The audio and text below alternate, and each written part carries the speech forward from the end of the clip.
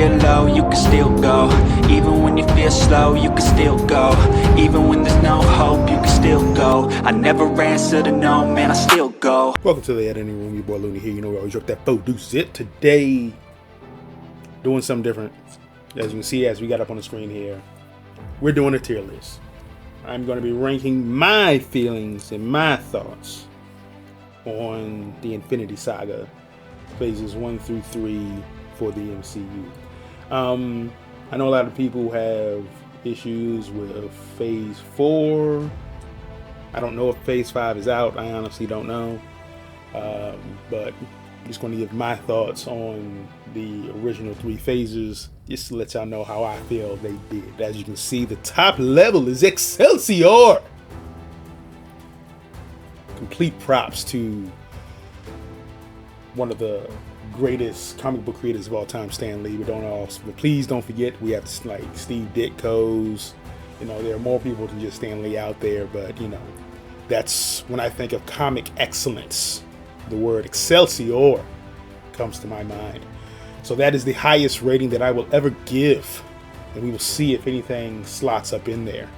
But let's go ahead and get this thing kicked off. Well, you know we're starting, and we're doing this in order.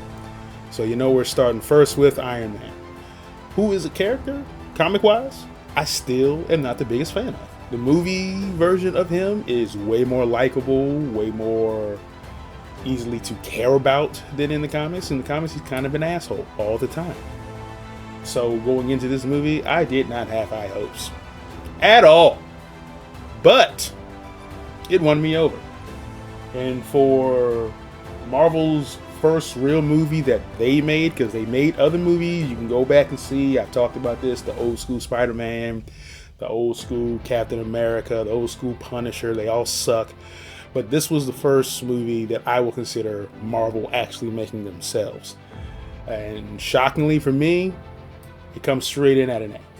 Unbelievable. Can you believe it?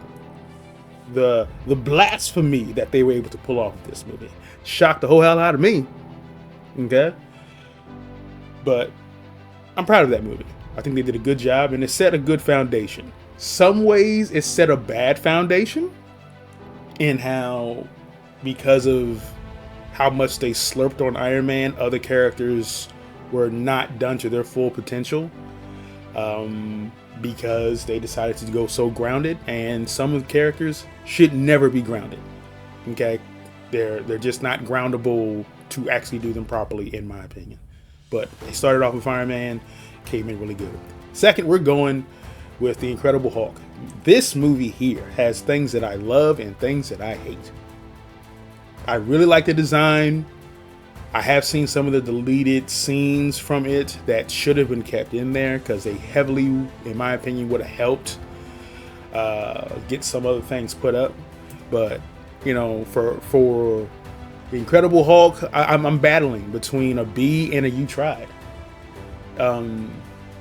Because while I liked Abomination, he looked terrible. He looked terrible. I did not like that look. They changed it for no good reason. They set up the character of the leader, who, to my knowledge, has not shown up. Well, you know what? Let's say this. They didn't show up in the Infinity Saga. So, failing to me, because that's... And I'm a wrestling fan. I love long-term booking. But my God. Give him to me or don't. But don't tease me and then cut the thread. I don't like that. So, in Incredible Hulk right now, for me, it gets a you try. Just going to be honest. Next, we are going with Iron Man 2, who I have issues with. Okay? Once again, let me get close up on the mic so you can hear me. I have issues with. Mostly because it's not an Iron Man movie. It's a S.H.I.E.L.D. movie. If they had to call this movie the Foundations by S.H.I.E.L.D. or something like that, or something with S.H.I.E.L.D. in the title, this movie would rank higher. But Whiplash sucks. He had no reason to be in there.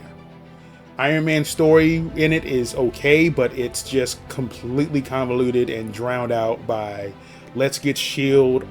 set up, let's get the world built, which, once again, You should have just made a standalone movie called Shield with visits from Iron Man.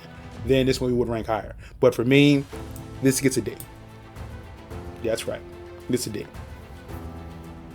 Next, we're going to my boy Thor. Yes. Yes. I love Thor. As y'all know, he's one of my top 2 favorite superheroes of all time, between him and Cap. And while I love this movie, it's pretty faithful. The one issue I had is, my God, because of Iron Man, he suffers the most in the MCU because they do not want to just let him be Thor. They want to ground him, and he's so grounded he loses a little bit of his Thorness. But on the flip side, it was very accurate to the comics for me. So for Thor, that actually saves him a little bit and gets him in the B tier, even though I could also argue it could go up to A tier, but we won't go that high just because of the level of grounding that they put on his ass. And next we go to Captain America. My Cap. My Cap. What are you talking about? Right there. Bam. I'm sorry. Y'all may disagree. I do not care. I do not care. It was faithful as hell. They cast the perfect person to play Cap. Everything they did, I loved in it. Red Skull was dope. If I had complaints about this movie, it would be more Red Skull, more Cap fighting. But it set a great foundation for Cap that gives you droves of payoff, and it's to me one of the most faithful comic book movies I have ever seen to the character themselves. Okay, so for me, it gets an Excelsior. Yes, indeed. Next, we have, and this is a biggie, we have the first Avengers movie. And I may be about to shock some of y'all. I love this movie. I think it's one of the greatest comic book movies ever made. And because of that, it goes swiftly into Excelsior. You thought I was about to put it in A? Are you kidding me? The first movie that combines all these characters, and it did it well. It did it well. What more could I have asked for? It did it well.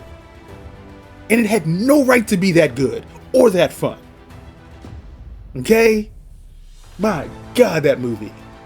From Loki showing up just wailing like a bastard. I waited 11 years to see this movie, and it paid off in spades. I was so happy. So happy. But then, after that came Iron Man 3. And it goes right there. Boom.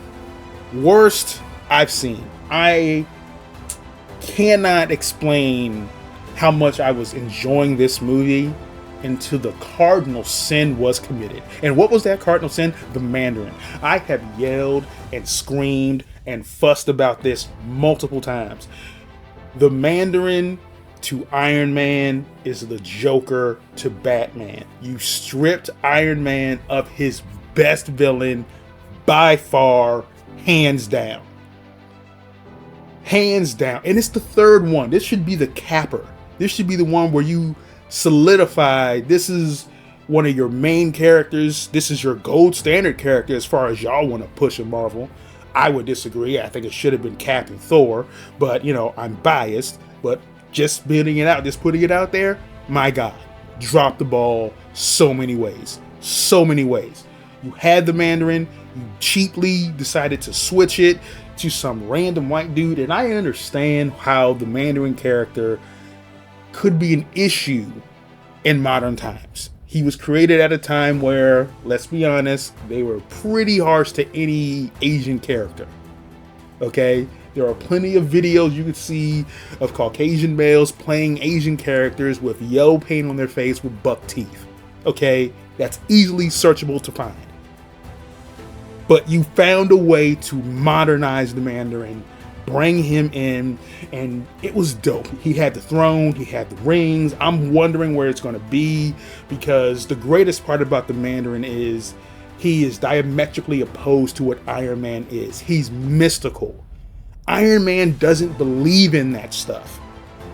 He is tech all day. He doesn't believe in supernatural or the metaphysical. He doesn't believe in that kind of stuff.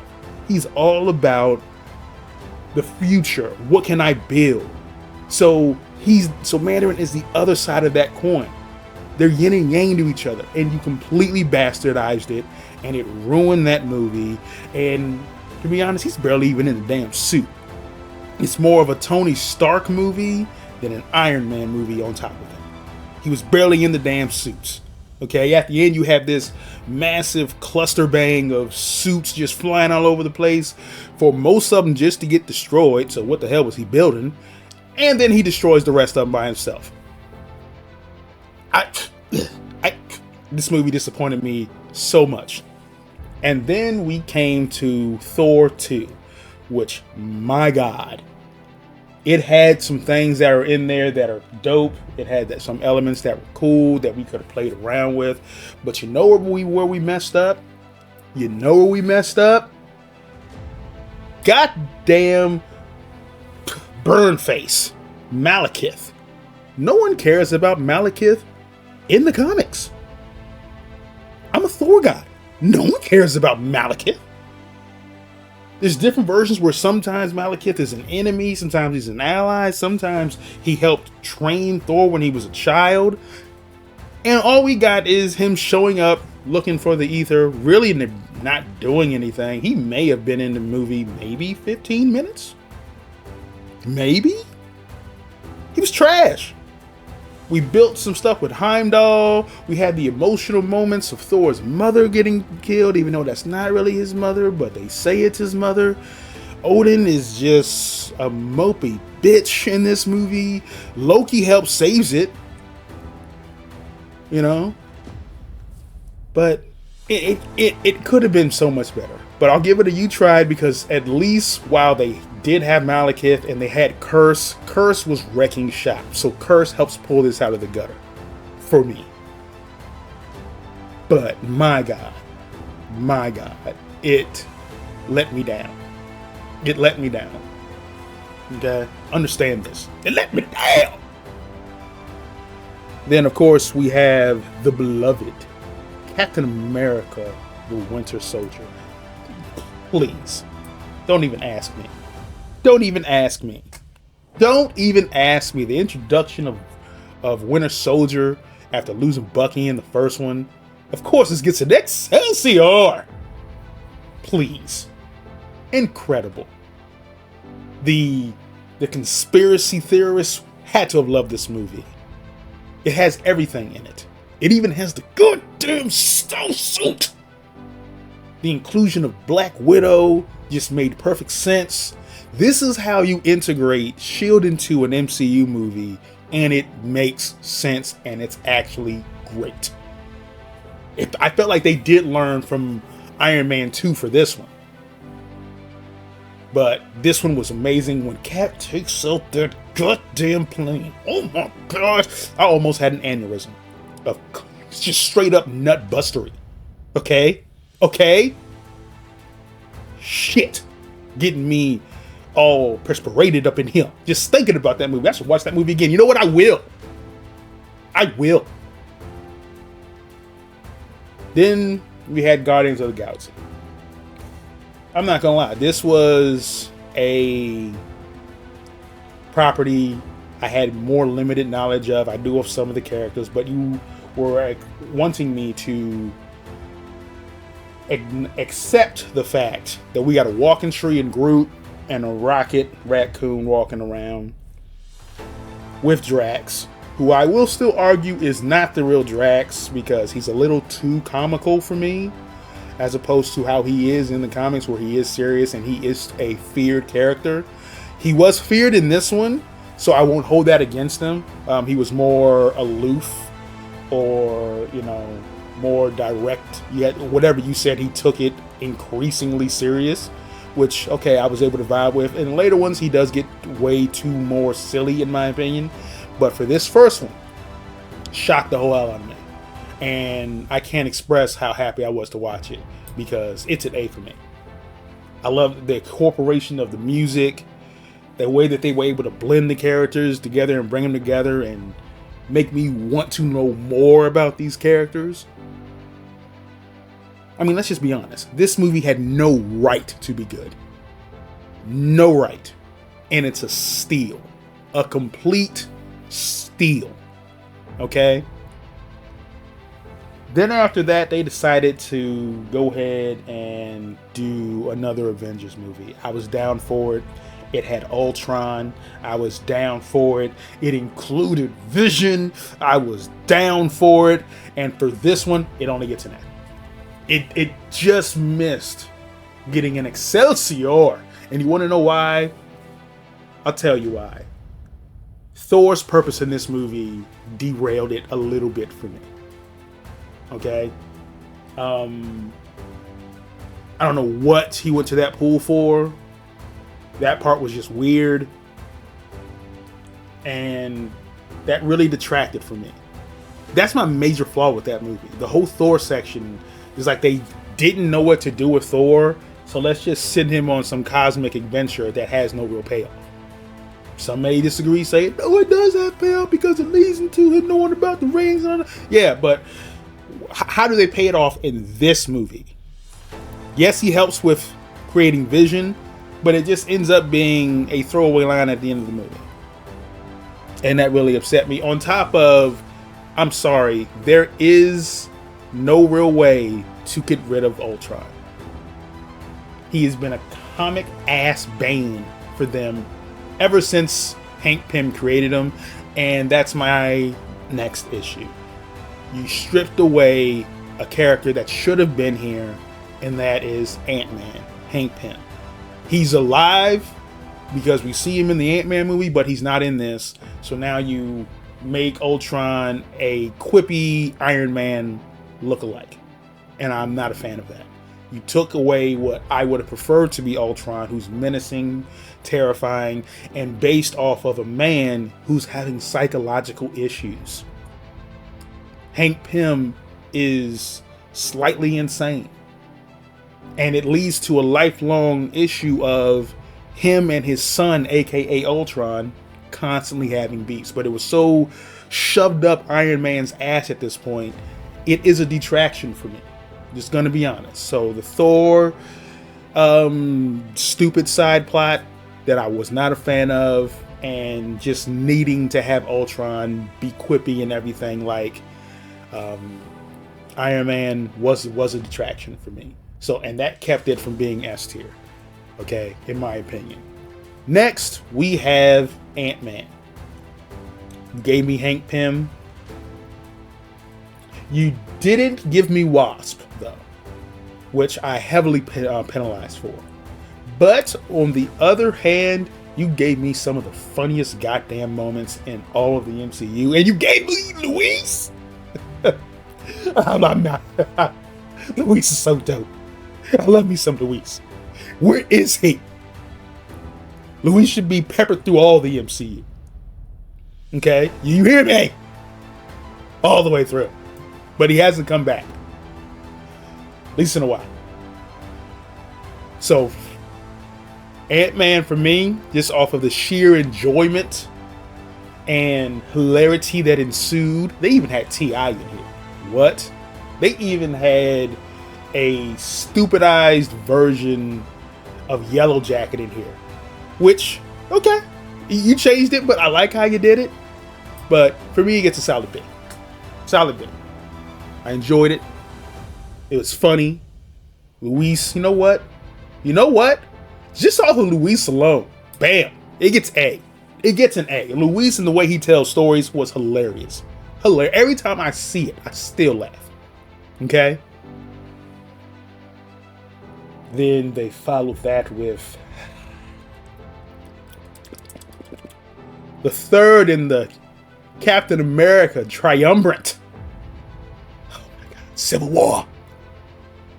Was not similar to the comics in any way, shape, or form. Well, it had some similarities, but you introduced the Sokovia Accords instead of the Superhero Registration Act. And the way that you handled things. Inclusion of Spider-Man. Inclusion of Black Panther. The inclusion of Zemo, you already knew this was getting an Excelsior. And as you can tell, in my mind, and I will fight anyone over this, we will go elbows to goddamn knuckles. You hear me? Captain America has the best trilogy in comic book movie history. I don't even, you can even include the ones I haven't seen yet. From start to finish, banger after banger after banger. And I just saw the Dark Knight trilogy. I love Batman Begins. I love the Dark Knight. Dark Knight Rises? I'm sorry. They dropped the ball on that one. You had Bane and you hooked it up. I love Civil War. My God. That airport scene? What are we talking about? Everyone was in here. I even thought for a split second there could be a moment where Captain America dies. I really felt that, and I was terrified for him. But this just proves that Marvel was running on all cylinders at this point. And they knew the most important thing was Iron Man is a dick. And he was most dickless in this movie. And Cap had to put him in his place. Was Cap wrong for not telling him he knew Bucky killed his parents? Yes, I won't argue that. But was Iron Man being a bitch when you factor he knew Bucky was a victim for over 90 years? Yes. Pinnacle right there. Now, when I found out they were doing a Doctor Strange, the first thing I said was they need to be on the highest level of LSD possible. Because when Doctor Strange was created, Stan Lee was definitely on some LSD.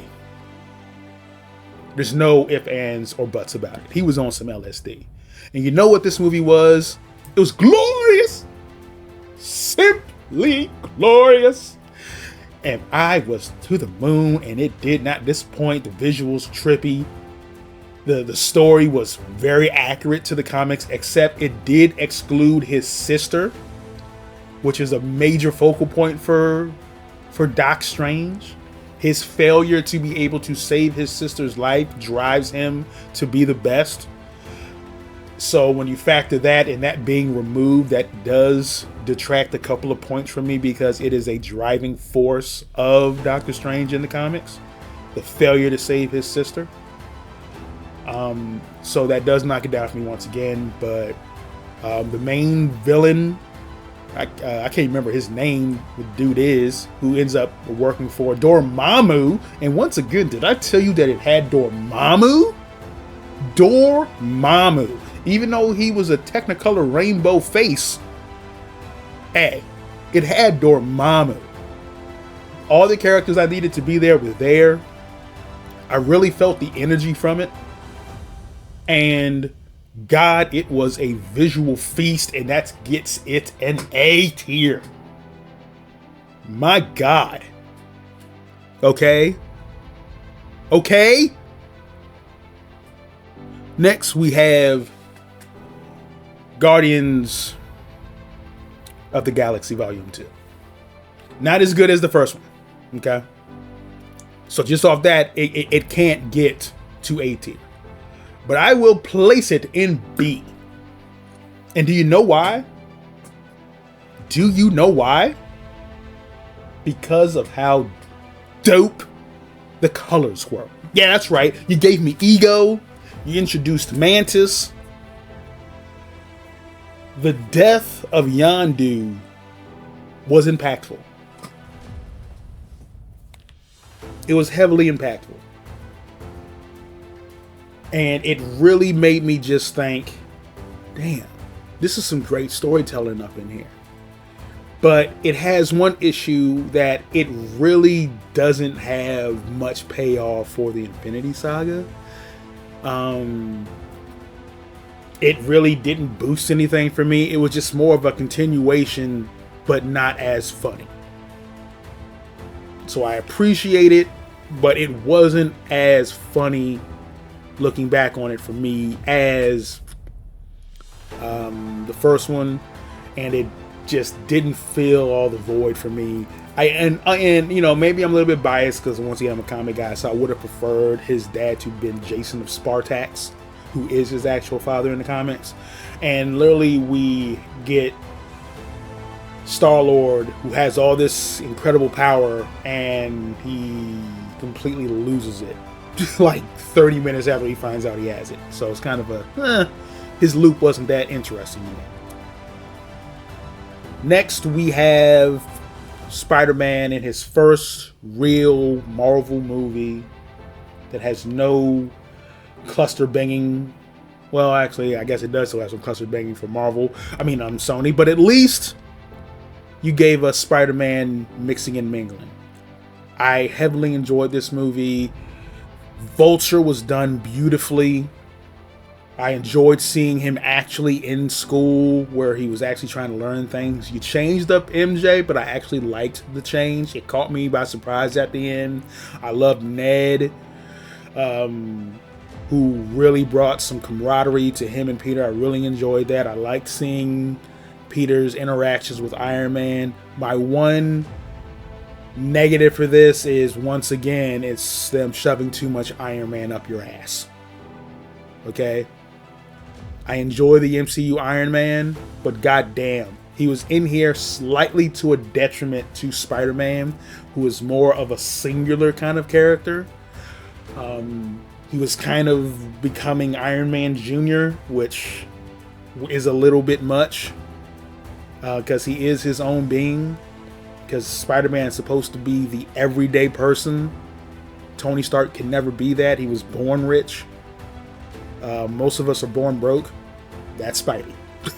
So I enjoyed seeing how he was makeshifting things to put it all together. I really enjoyed that. But for me, I think this gets a solid B. So actually, that infight with Vulture was dope. Yeah, you know what? I think it's earned an A. I think it earned an A. Yeah.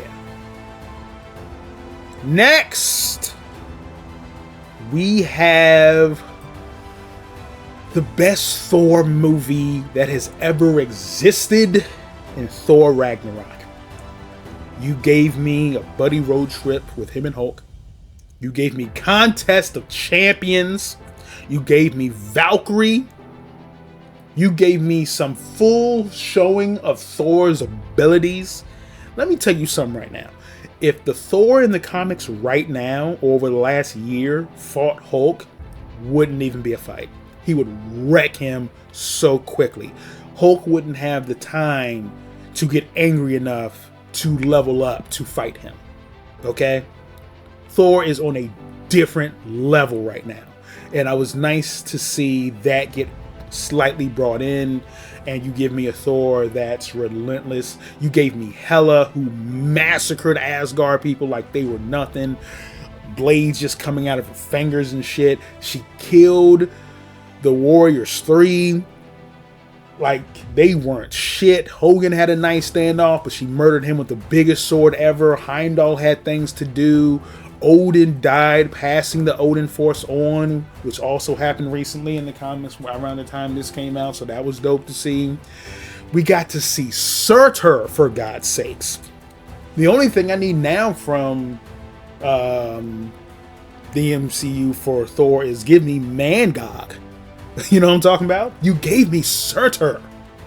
What? Give me Mangog next. That's all I ask. But this right here put Thor where he deserved to be. Okay? Where he deserved to be. And he deserves that. Excelsior! Then they did the unthinkable. They decided to say, we'll make a Black Panther. I did not know how they would pull this off. More importantly, I didn't know who you could find to play Black Panther. Because you had to get the right actor. You had to. You had to get someone who could display the regality that Black Panther should possess. but also the I will beat the dog shit out of you. In Captain America Civil War, they gave me a taste. In Black Panther, they gave me the whole goddamn plate.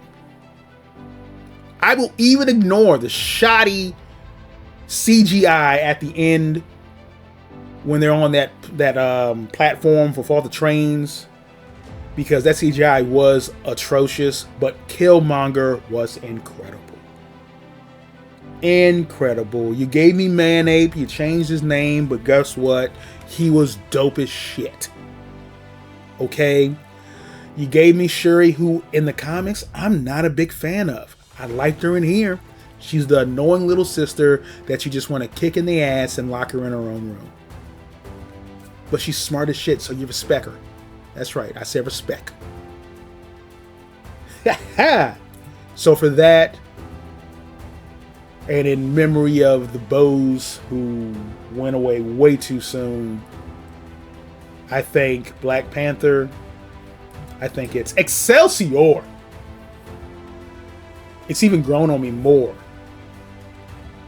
as I've watched it. I've watched it probably about 6 or 7 times at this point now. And it's just an incredible movie. I love everything about it. I love my people being shown in a positive light.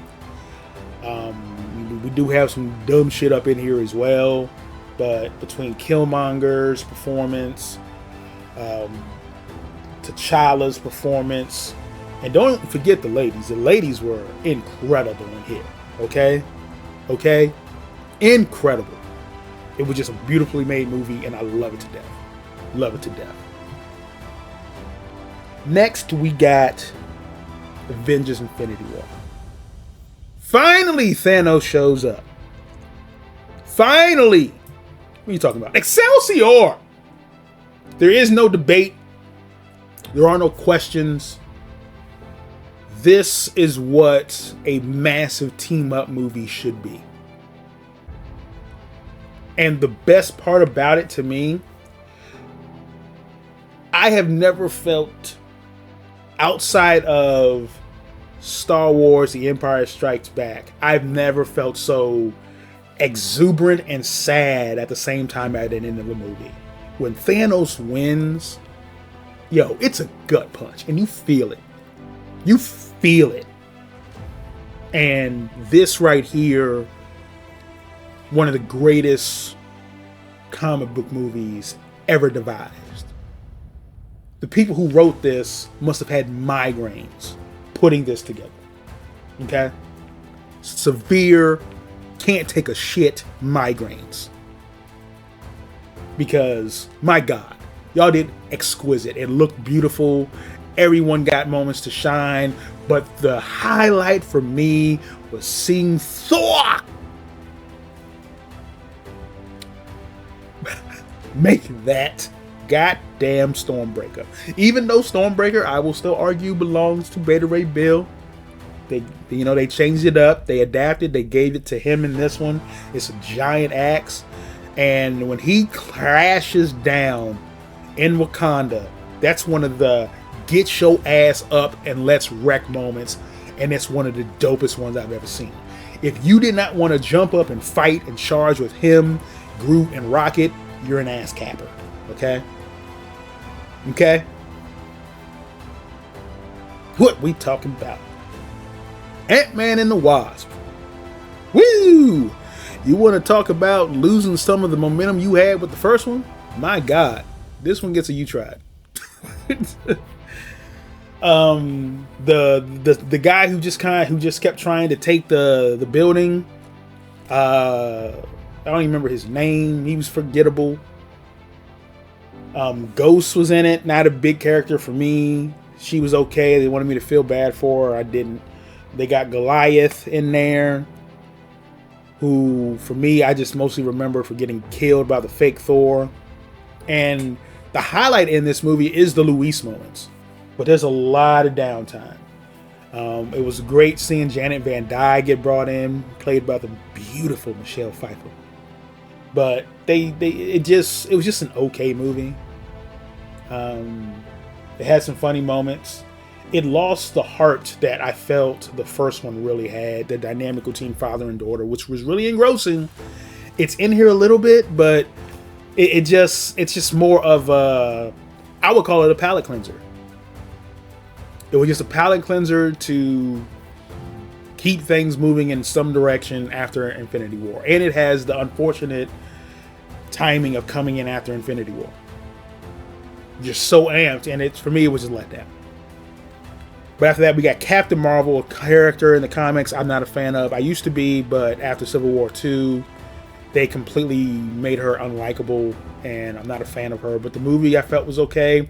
They went a little too far with, in my opinion, with the men constantly just talking down to all the women. I got it pretty quickly in the movie, and it just kind of continued on throughout the movie. We brought in the Skrulls, but they're not the Skrulls that I would have preferred. I don't like the Skrulls being seen as sympathetic. It's hard to make people who can shapeshift and take over your whole fucking planet without you ever fucking knowing sympathetic. Okay? Didn't work for me. So, you tried. I love the flirking. And the one thing that has really deteriorated this movie for me over time, the Nick Fury part. You set up what happened to Nick Fury. Okay? What happened to Nick Fury's eye? What happened to your eye? And it's just a claw from a cat? I'm sorry, flirking? Over time, this has let me down. Just gonna be honest. I potentially could push it up to a B if I was being nice about it. And you know what? Let me contemplate. Let's think about this for a second. The visuals of her flying through, when she was flying through space and she was rocking Ronin's ships and everything. That was pretty dope. But then you completely undermined it for me afterwards when she comes back to fight the dude. I don't even remember his name. He was just kind of character for me. You must prove it to me. And then she blasts him. I don't have to prove anything. It was like, okay, once again, I got it. Yeah, I'll keep it at you tried. Yeah, you tried. Endgame. Let me tell you something. If there was an MCU movie that got me close to dropping salted liquid from my eyes, it was this one. The ending is beautiful. The culmination of everything. Iron Man's demise. Cap leaving me. Still not recovered from that. What are we talking about? Super Excelsior! That's how you pay off people for spending all this time of their lives. That movie right there. It encompasses everything a comic book fan would want. Massive battles. And we finally got Avengers Assemble. I would have preferred him to yell it with his shield in the air. Avengers Assemble! You know? But Cap said it. And most importantly, he had the scales on the outfit, baby. I've been waiting for that. What are we talking about? Excelsior. This may shock y'all. The only reason I'm able to do this list is I have finally watched Spider-Man Far From Home. And let me tell you something. I highly enjoyed it. I don't know when I'll be releasing it, just because I've told y'all multiple times before. Sony tends to go to war on me. They bastardized my Homecoming video. But this one is incredible. He gave me Mysterio. I'm not going to give a whole bunch of information. I'll save that for y'all to actually see the reaction to it because it hasn't come out yet. But Mysterio, yo, what? You know how amped I was when Mysterio popped up, baby? The inclusion of the Skrulls was quite interesting. It gave me thoughts about that. So that was highly interesting to see. And Spider Monkey. What the hell he called it? I can't remember. The Monkey Bandit? I liked how MJ figured some things out as well. So for me, Spider-Man Far From Home currently sits at an 8. Yeah, that's right. I think the Spider-Man movies that they have done so far are pretty good. He was dealing with the fallout of Iron Man dying, but I have to say, I really enjoyed it. Hopefully I can get that out to y'all at some point so y'all can see it. I hope I can do that. I want to make sure that we get that out as soon as we can. But here we go. This is my rankings for the Infinity Saga. We only had one movie that I consider to be trash ass, and that's Iron Man 3. Iron Man really, after the first one, after that first Iron Man, he doesn't really shine in his own movies at all, in my opinion. So, but that's what we got. So that's the tier list. Hope y'all enjoy. Please don't forget to like, comment, subscribe. Let me know your thoughts. Where do some of these rank for you? Are some of these in a place where you're like, I don't know why the hell he put that there? I'm curious to hear. But we'll see y'all in the next one. And don't forget to have fun. Enjoy yourself. And Looney out. Go, go.